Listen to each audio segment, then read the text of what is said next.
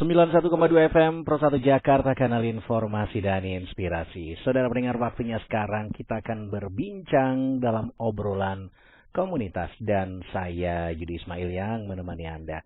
Baik, untuk kali ini kita akan berbincang bersama narasumber kita. Ada Bapak Wan Muhammad Hashim atau yang sering disebut sebagai Suhu Wan. Suhu Wan ini beliau memulai bisnis dari satu kios, kemudian menjadi seratusan minimarket. Wah, ini pasti punya tips. Kemudian ada hal-hal yang ingin dibagi bersama kita. Nah, Suhu Wan ini juga Ketua Umum AMRI atau Asosiasi Masyarakat Retail Indonesia dan juga owner dari Idol Mart. Langsung kita akan ngobrol dengan Suhu Wan begitu ya, atau Bapak Wan Muhammad Hashim. Halo, selamat malam Pak Wan Muhammad Hashim atau Suhu Wan. Assalamualaikum. Selamat malam Mas Yudi. Waalaikumsalam warahmatullahi wabarakatuh. Lagi di mana ini? Lagi di rumah. Oke. Saya pikir ikut bermacet-macetan, ikut menikmati rencana menikmati libur akhir pekan yang panjang ini. Enggak ya, Pak, lagi di rumah aja ya? Iya, di rumah. Di Jakarta atau di luar Jakarta ini? Saya di Bogor, di Sentul. Oh, di Sentul. Oke. Jadi nggak jauh-jauh dari Jakarta lah ya. Sentul udah liburan, jadi nggak perlu liburan lagi. Sentul dari bulan nggak perlu liburan lagi karena memang bisnisnya udah jalan sendiri, jadi nggak perlu dikontrol lagi begitu ke barangkali ya Pak. Iya. Oke. Nah, ini kan kalau tadi di prolog saya juga menyampaikan kepada pendengar Pro 1 bahwa tadinya bisnis yang dimulai oleh Suhu Wan ini dari satu kios sekarang udah seratusan minimarket, dan ini tentu bukan perjuangan yang gampang. Saya belum tahu kok saya jadi bilang gampang ya, tapi mungkin dari kacamata Suhu Wan nanti bisa dibilang gampang. Boleh diceritakan terlebih dahulu ini pertama kali memulai sampai akhirnya bisa menjadi ratusan minimarket. Gimana awalnya, Suhu Wan? Ya, saya itu kan merantau saya kampung saya Riau ya. Oke. Jadi merantau dari Riau itu tahun 1996 ke Jakarta. Pertama kali saya bekerja di Cikarang di sebuah perusahaan swasta dan tinggal di tempat keluarga itu di Cisalak, Depok. Oke. Nah, bisa bayangkan jarak dari Cisalak, apalagi dulu kan Jakarta tuh macet banget tuh. Kalau sekarang kan sudah beda. Udah banyak moda sekarang, transportasi ya. Ya, karena kalau sekarang itu kalau macet saya nggak berangkat ke kantor. Saya rumah di Sentul, kantor saya di Jatibening, jadi bisa milih tuh. Jadi Jakarta ini kalau orang bilang macet, iya buat karyawan yang berangkat pagi pulang sore. Tapi kalau pengusaha nggak macet karena bisa milih kan. Oh, jadi nah, karena macet itu biasalah berangkat subuh ya, pulangnya udah malam. Makanya kalau orang bilang itu kan, kalau melihat perkembangan anak itu bukan dari tinggi katanya, itu dari panjangnya. Dari panjang. Pergi tidur anak, pulang masih tidur kan, jadi kita ukur anak kita berapa panjangnya gitu. Nah, kemudian uang juga enggak juga gitu, karena kan kalau karyawan itu Mas Yudi terimanya kan sebulan sekali gitu. Betul. Jadi jarang ketemu uang ya, nggak akrab dengan uang, jadi memang yang susah untuk jadi kaya ya. Nah, kebetulan keluarga istri saya pedagang, punya toko gitu. Istri saya ini orang Minang, orang Padang ya, jadi keluarga saya itu rata-rata pedagang. Makanya kan ada istilah orang Padang itu nggak bisa menang untuk main sepak bola. Karena waktu tendangan pojok itu masalah, tendangan sudut itu ya. Setiap melihat sudut dia pikir, wah ini buka rumah makan Padang. buka warung. Jadi dan uang, mereka itu setiap hari ketemu uang. Jadi saya lihat mereka lebih santai dari saya, buka toko pagi, tutupnya sore gitu kan ya. Tapi pegang uang terus gitu. Nah, itulah momen akhirnya saya pengen buka toko. Tapi saya itu kebetulan background saya kan accounting, akuntan ya, suka hitung itu. Nah, itu begitu mau mulai, apalagi dengan bisnis kecil begitu kan selalu saya hitung tuh, dianalisa kan, jadi nggak pernah bisa mulai itu 4 tahun lamanya. Akhirnya tahun 2000, 4 tahun setelah saya pindah ke Jakarta, baru bisa saya memulai. Itu pun buka kios ukuran 3 kali 6 meter. Dan itu saya bisa mulai itu, Mas Yudi, setelah tidak pakai ilmu akuntansi itu. Oh begitu. Pakai ilmu akuntansi nggak pernah buka, karena kan dianalisa terus ya. Oke.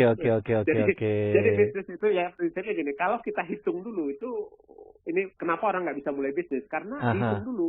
Karena kalau dihitung dulu itu kan nggak bisa dimulai deh. Tapi kalau kita sudah mulai, itu pasti ngitung. Gitu ya. Kan ada uang tuh di laci kasir kan dihitung kan? Nah itu pasti gitu. Jadi saya pikir-pikir saya dulu bodoh juga ya, kan ngitung sendiri, bilang tidak layak sendiri kan gitu. Iya. Ukuran 3 kali 6 meter itu pertama kali. Jadi kalau pakai hitung-hitungan ilmu, kadang-kadang istilahnya gini, kita nggak akan gerak-gerak begitu ya. Tapi begitu langsung terjun, kita jadi karena udah memulai, maka ilmu itu akan langsung diterapkan. Bisa dianalogikan begitu nggak sih Pak Suhuan? Iya benar.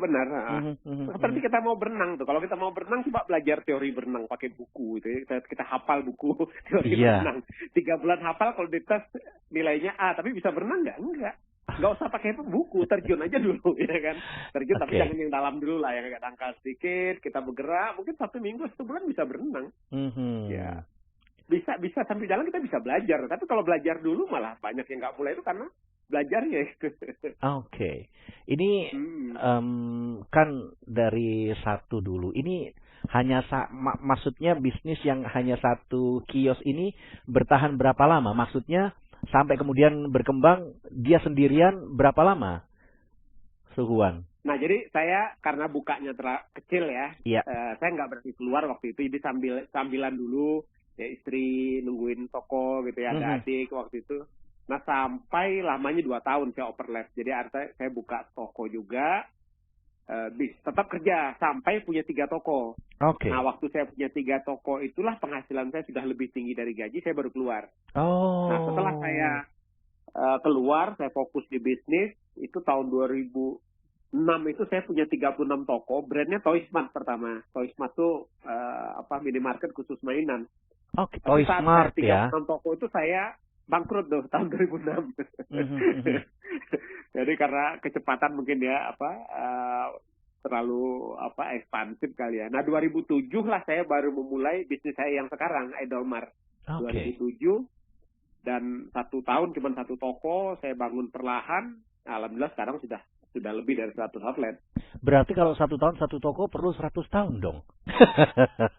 Enggak juga ya. Berarti ada yang dalam tapi setelah itu kan bisa lebih ya. Itu kan karena kita harus bangun dulu kan ya. Bangun stepnya gitu ya.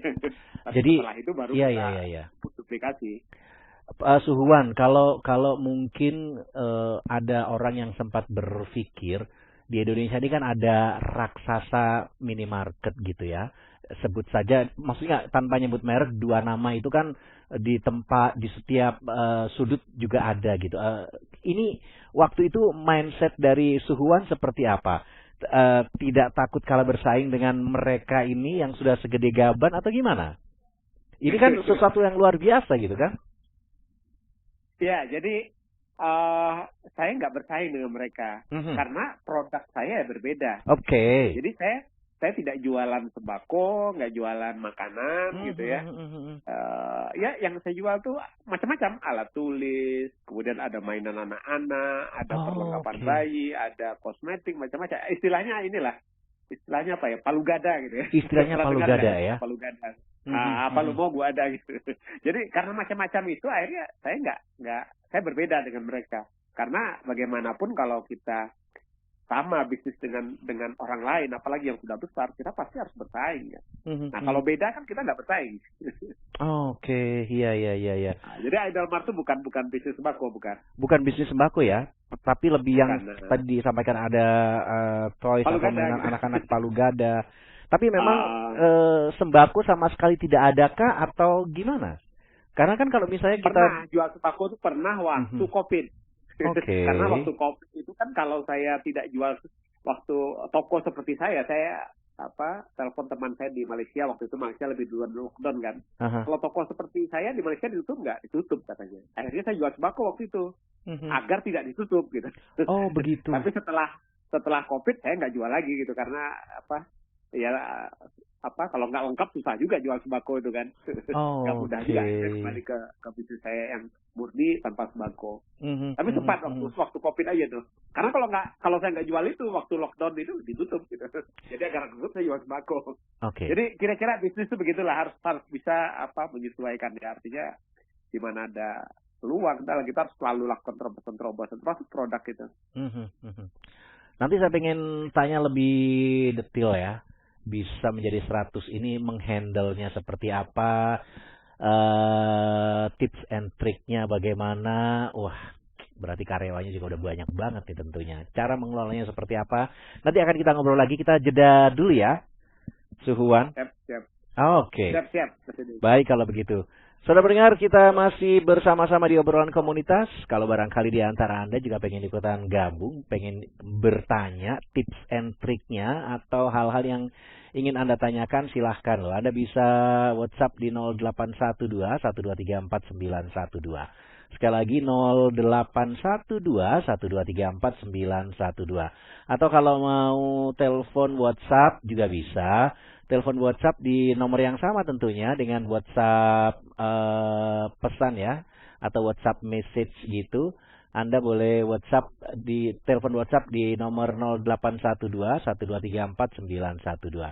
Sekali lagi 0812-1234-912. Dan kita jeda dulu sejenak untuk menyimak yang satu ini. Tetap di 91,2 FM Pro 1 Jakarta, kanal informasi dan inspirasi.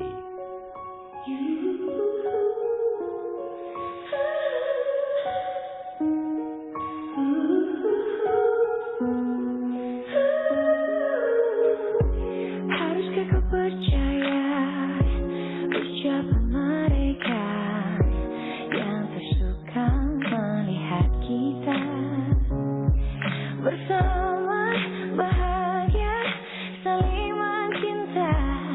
Oh, cinta yang bicara. Biarkan aku memilihmu. Biarkan kamu memilihku. Because there's only you and me, my darling. In my heart there will always be you. Because there's only you and me, my darling.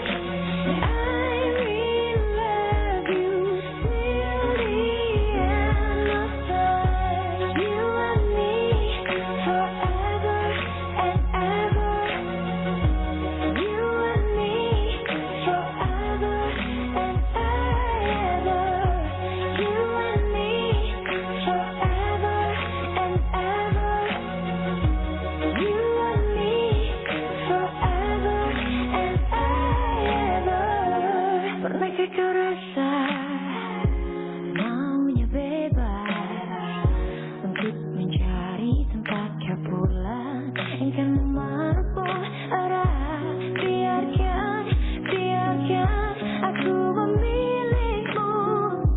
Biarkan kamu memilihku. Because there's only you and me, my darling. In my heart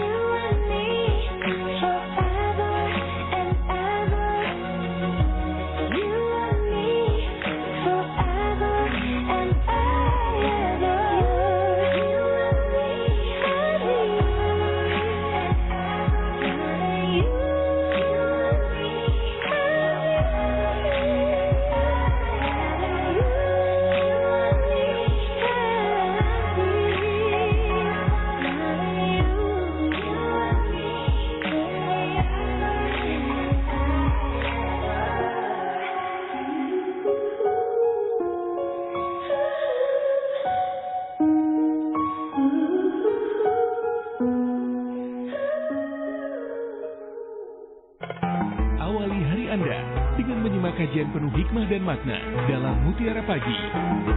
Mengulas berbagai hal menarik dalam perspektif Islam. Yang oleh ulama juga disebut berdasarkan sebuah hadis, iman ini naik turun. Tetapi anaknya tidak memberikan kewajiban sebagai seorang anak kepada orang tua. Nah, itu namanya anak durhaka pada orang tua. Silaturahmi itu bukan hanya menyambung ketemu saja, tapi bisa saling memberi, saling mengunjungi. Anda juga dapat berinteraksi dengan menyampaikan pertanyaan. Pak Ustadz, sudah ada pertanyaan dari pendengar, dari Ibu Ina di Jakarta Selatan. Halo, Assalamualaikum Pak Ustadz. Ada dari Ibu Nur. Pak Ustadz, bagaimana caranya agar kita bisa mencapai derajat mu'minin? Kemudian juga ada pertanyaan dari Pak Akbar di Suntar, Nong Ella. Bagaimana cara kita menyikapi tetangga yang sering bergunjing?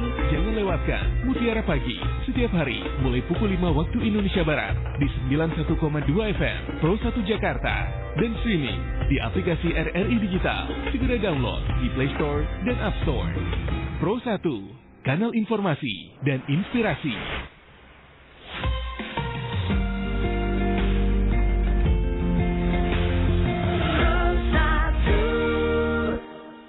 91,2 FM Pro 1 Jakarta, kanal informasi dan inspirasi. Saudara pendengar, kita lanjutkan kembali kebersamaan dalam obrolan komunitas.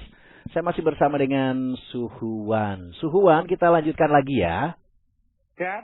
Ini tampaknya udah banyak WhatsApp yang masuk yang ingin bertanya sama Suhuwan. Oke, pertanyaan pertama, kita langsung ke Cikarang ini.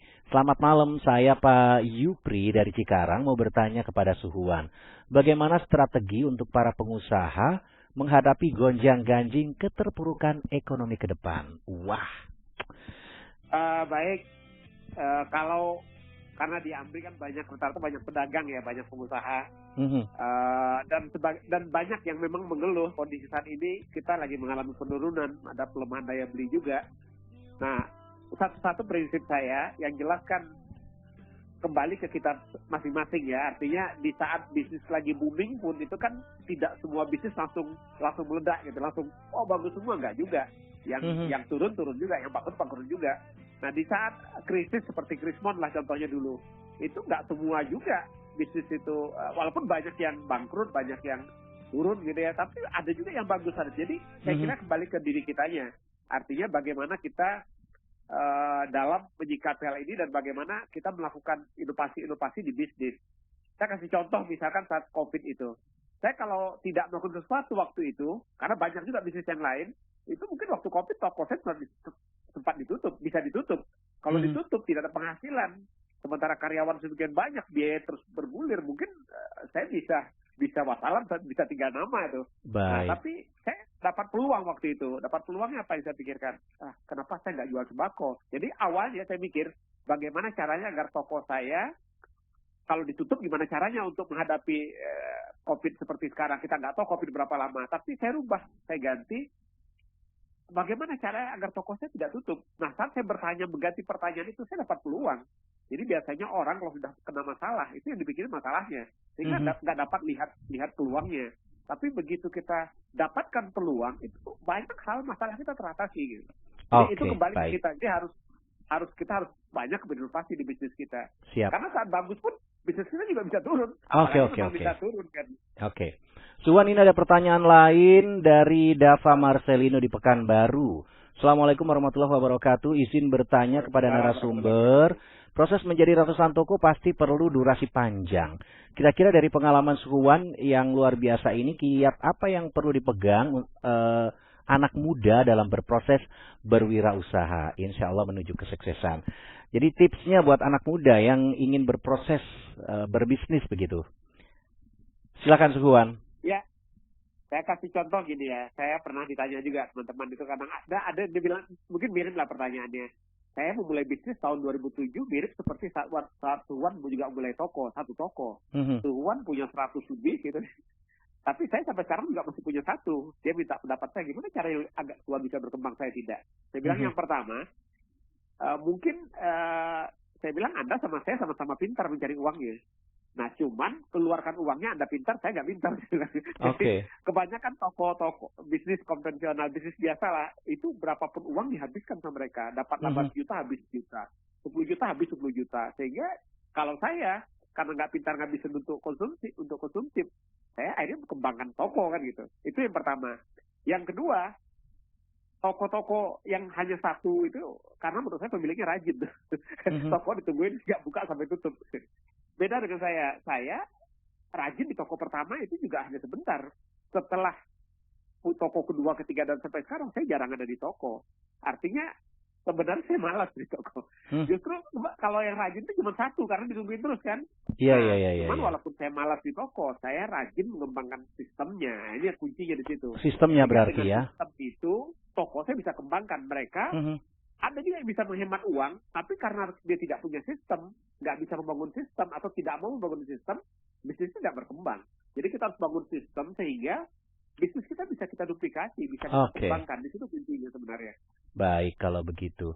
Ini, wah, tumben hari ini banyak banget yang bertanya. Mudah-mudahan nanti waktunya cukup ya. Ada gimana caranya untuk menjadi distributor atau pemasok barang ke outlet kita atau toko kita. Assalamualaikum Pak Wan. Dari Aceh Langsa dengan Henry Zal. Cara mencari distributor untuk pemasok outlet. Silakan. Mungkin boleh singkat-singkat. Ya, saya waktu toko satu saya belajarnya jadi grosir biasa. Oke. Ya kan? Tapi setelah tokonya beberapa banyak 10-20 grosirnya sudah nggak punya barang lagi, nggak bisa melayani. Pasti ke tingkat berikutnya, artinya ke distributor gitu ya. Dan berikutnya lagi ya kita bisa berarti bisa ke pabrik. Dan itu otomatis biasanya. Jadi kalau kita bisnis besar itu kita mencari, tapi mereka pun juga mencari kita. Mereka pada datang tuh. Jadi nggak usah terlalu pusing sebenarnya untuk memikirkan tingkatan berikutnya. Tapi kalau di awal, kalau kita bangunnya kecil, memang kita kalau langsung ke distributor atau pabrik ya kita nggak sanggup karena mereka kan ada minimum order ya. Jadi saran saya carinya brosur terdekat dulu. Karena kan itu yang paling efisien kan. Kita belanjanya mungkin walaupun harganya katakanlah tidak semurah kita belanja ke distributor atau ke pabrik, tapi kita bisa belanjanya nggak usah banyak dulu sesuai dengan omset kita yang ada. Oke, baik kalau begitu. Masih ada beberapa WhatsApp yang masuk mau tanya sama Suhuwan. Saya dari Bang Wahidin di Tangerang. Strategi apa yang Suhuwan terapkan di usahanya agar tetap eksis dan tumbuh serta berkembang di tengah tantangan zaman yang semakin maju, termasuk retail modern dan pasar online. Silahkan, Suhuwan. Ya, kita harus mengikuti zaman. Mengikuti zaman ya. Ikut online, kita juga ikut online. Saya pernah tuh online itu sempat susah untuk masuk online karena kan usia saya kan juga beda dengan anak muda-muda sekarang lah ya. Cuman akhirnya saya juga nyadari saya nggak bisa seperti itu kan. Akhirnya Idolmer mau nggak mau juga harus ikut di online walaupun sekarang mungkin skalanya belum besar lah dari omset mungkin hanya baru berapa persen dari total omset saya. Jadi kita ngikut. Nah disinilah harus belajar, harus terus menempa diri karena bisnis itu berkembang atau tidak berkembang tergantung dari kemampuan atau ketidakmampuan kita. Itulah cerminan kita sebenarnya. Jadi kita pemilik harus kembangkan sistem, belajar, bangun SDM. Mau nggak mau kan, kalau nggak kita pasti kan tertinggal. Siap. Ini ada Buya Sony di Ciputat. Bagaimana caranya Suhuwan bangkit dari kebangkrutan? Silakan, bangkit dari kebangkrutan. Saya waktu bangkrut itu kan memulainya kan dari nol tuh Bang Yudi. Waktu bangkrut itu nggak jatuh ke nol. Oke. Kalau nggak jatuh ke nol, jatuh ke mana kira-kira Bang Yudi? Minus. Yudi kemana sih jatuhnya? Jatuhnya ke minus atau gimana? Iya ke minus. Dan saya syukuri, saya bersyukur saya jatuh ke minus. Kalau saya jatuhnya ke nol, mungkin saya kerja lagi. Ya saya pernah kerja kan sebagai accounting, akan jadi accounting lagi. Tapi begitu saya pikir mau saya kerja lagi, uang yang utang yang miliaran itu, kalau saya bayar sama gaji, kapan lunasnya? Nggak lunas jangan utang saya. Jadi mau nggak mau, saya harus memulai bisnis lagi untuk membayar utang. Itu yang membuat akhirnya saya bisa bangkit. Ya kunci untuk kita bangkit itu yang penting jangan menyerah. Kan gagal itu kalau kita berhenti. Kalau kita nggak pernah berhenti, kita tidak akan pernah gagal. Ya, ini ada pertanyaan. Tapi kalau berhenti baru kita gagal kan. Oke. Ada pertanyaan menarik dari Pak Hendra di Sukabumi. Ketika cabang sudah mulai bertambah, berapa titik? Misal sudah antara ke 8 sampai ke 10. Mana yang harus diperkuat? Sistem dulu apa SDM dulu? Wah, seru nih. Silakan. Ya, dua-duanya ya. Sistem juga, SDM juga. Nggak mungkin berjalan salah satunya. Artinya gini, kalau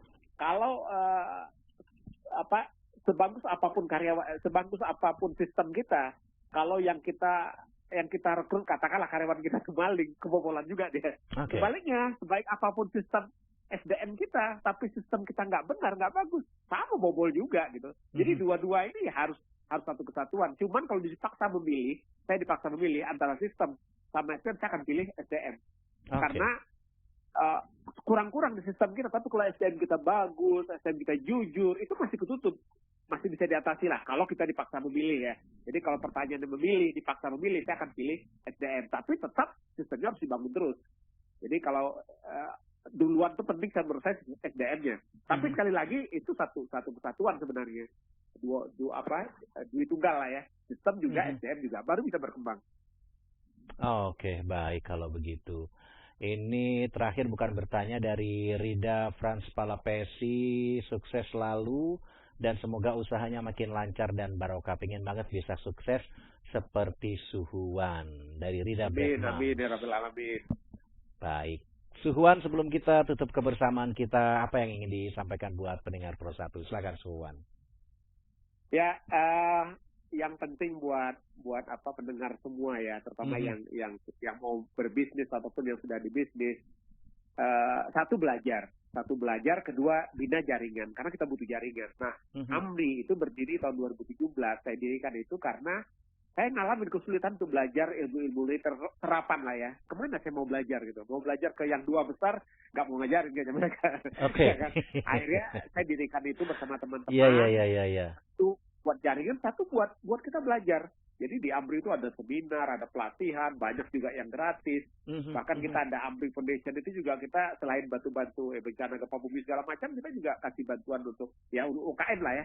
Kita modalnya juga mungkin masih terbatas untuk yang mau mulai pertama kali. Kita kasih bantuan karena dengan jaringan dan dengan apa yang kita lakukan itu banyak akhirnya member AMRI itu tersebar tuh. Ya terus tersebar, dan kita ada webnya juga tuh. Jadi di webnya juga, karena saya juga cukup lumayan rajin menulis, itu ada 1000 artikel tuh tentang bisnis retail dan motivasi untuk berbisnis lah ya. Di webnya ya. Bagi pendengar yang mau itu nanti bisa langsung ke retailnews.com. Itu bisa retailnews.com ya. Jadi anggota AMRI. Oke. Ya, retailnews.com. Nah, ini kebetulan ditanyakan oleh Pak Hanaka di Tangsel bagaimana cara belajar dengan Suhuan. Apakah ada komunitasnya? Berarti itu tadi ya. Bisa langsung di Retail News. Asosiasi Masyarakat Retail Indonesia, silakan. Kenapa? Masuk aja ke situ. Di mana Suhuan tadi? Mohon maaf. Retailnews.com. Masuk aja ke situ, nanti akan dipandu tuh. Oke. Dipandu ya, ngisi data. Nah, itu Pak Hanaka. Bagi yang sudah memulai, bagi yang mau memulai, silakan. Dan walaupun kita ceritanya retail, itu banyak juga membernya dari bisnis yang lain. Ada dari kuliner, karena kuliner kan juga banyak bersinggungan dengan retail ya. Ada bisnis jasa, macam-macam, karena kembali ke jaringan ya. Kadang-kadang mungkin bisnis retail juga butuh jaringan yang lain. Baik kalau begitu. Suhuan, terima kasih banyak waktunya sudah menemani kami untuk malam hari ini. Sama-sama Mas Yudi. Insya Allah mudah-mudahan kita bisa ngobrol lebih panjang lagi gitu ya. Siap Mas Yudi. Ya, terima kasih. Selamat malam. Selamat malam. Assalamualaikum warahmatullahi wabarakatuh. Waalaikumsalam warahmatullahi wabarakatuh. Saudara pendengar, kita baru saja berbincang dengan Suhuan di dalam obrolan komunitas untuk malam hari ini. Tetap di 91,2 FM Pro 1 Jakarta, kanal informasi dan inspirasi. Nanti sesaat lagi kami akan mengajak Anda bersama-sama di Ruang Rindu. Ruang berbagi rindu memori lewat lagu. Setiap hari Rabu, kami akan menghadirkan Ruang Rindu Nasional dan tentu ada bintang tamu yang akan menemani kita semua. Tetap di 91,2 FM Pro 1 Jakarta, kanal informasi dan inspirasi.